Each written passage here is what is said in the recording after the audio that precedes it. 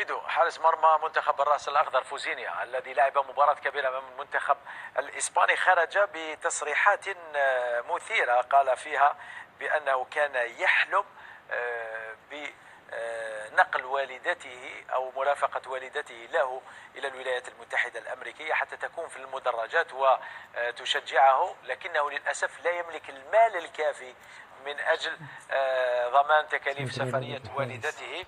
اليوم مساء تدخلت السلطات الأمريكية وقالت له بأن والدته ستكون حاضرة في قادم المباريات وبأنها ستتحمل تكاليف إقامتها. الفرنسي veut le beurre et l'argent du beurre. هذا il a eu le beurre et l'argent du beurre.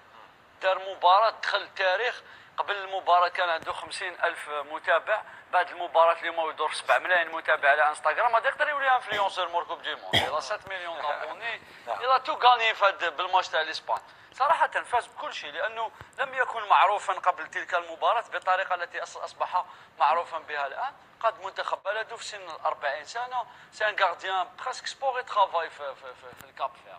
نعم. دونك اوتوماتيكمون شوف سبحان الله كي يفتح عليك المولى عز وجل ما كانش اللي يقدر يشد عليك. صحيح. لذلك انا والله ليستوار ديالو سانسيرمون تلهم الناس. نعم. انه ما قطعش الامل في سن 40 سنة جا المونديال وقدم هذيك المباراة. صحيح.